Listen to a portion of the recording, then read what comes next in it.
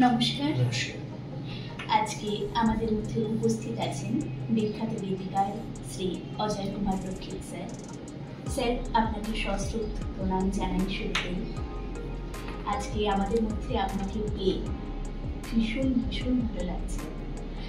আচ্ছা স্যার, আমি শুনেছিলাম যে আপনার ইউটিউব চ্যানেল থেকে নতুন অনেক কাজ আসতে চলেছে, তো এই বয়সে এসেও আপনি এই যে কাজ করার আপনার এই উদ্যম আপনি কোথা থেকে পান?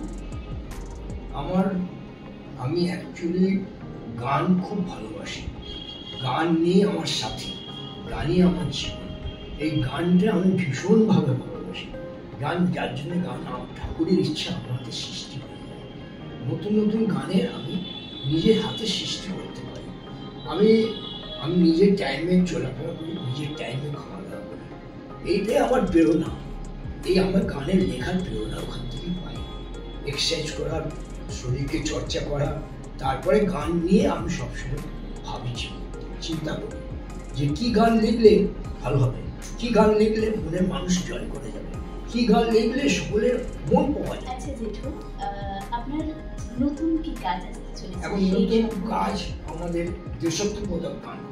আচ্ছা, এই সামনে যে যুদ্ধ চলছে, জওয়ানদের নিয়ে একটা গান, অপূর্ব গানটা লিখেছি, সকলেই শুনে মুগ্ধ হবে।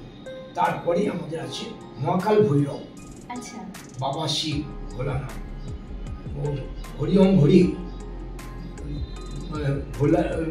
গোপাল রে, এরকম বহু প্রেরণামূলক গান আছে। তা এই গানে আপনাকে কারা সহযোগিতা করছেন?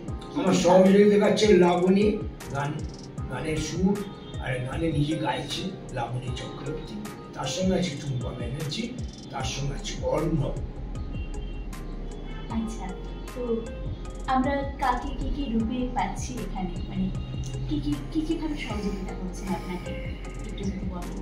আমাকে ওরা সবভাবে সহযোগিতা করছে, যেন আমাকে পুরোটাই সহযোগিতা করছে। এদের সহযোগিতায় গানটা আরো সুন্দর ফুলের সুগন্ধ। গানের সুর এবং কথা সম্পর্কে যদি আপনি গানের সুর অর্ণব খুব সুন্দর করেছে, তার সঙ্গে লাবণী চক্রবর্তী খুব সুন্দর ক্লাসিক বেশে সুরগুলো করেছে, তার জন্য আমি খুব খুশি। আচ্ছা জেঠু, দীর্ঘদিন ধরে নানান স্বনামধন্য মিউজিক ডিরেক্টরের সঙ্গে আপনি কাজ করেছেন, আমরা শুনেছি এবং দেখেছি। তো আপনার সেই অভিজ্ঞতা সম্পর্কে যদি দু একটা লাইন আমাদের। আমি নবীন চ্যাটার্জি, মিউজিক ডাইরেক্টর, সুরকারী নবীন চ্যাটার্জির সঙ্গে কাজ করেছি। খুব ভালো লেগেছে, খুব ভালো কাজ হয়েছে। আমাদের গানগুলো সব ইউটিউবে আছে, আপনি দেখবেন, দেখলে বুঝতে পারবেন গান আমার লেখা সবাই মুগ্ধ হয়েছে। বাহ, আপনার সঙ্গে কথা বলে সত্যি ভীষণ ভালো লাগছে, অনেক নতুন কিছু জানতে পারছি। আছি অদ্ভুত আগ্রহে আমরা আছি যে আপনার নতুন কাজ আসবে এবং আমরা সকলে সেটা উপহার স্বরূপ পাবো। আমি চেষ্টা করছি আবার নতুন উদ্যোগে, নতুন ফিল্মে, নতুন গল্প নিয়ে আমি একটা রিলিজ করার চেষ্টা করছি। আমরা অধীর আগ্রহে অপেক্ষা করছি। আমার সশ্রদ্ধ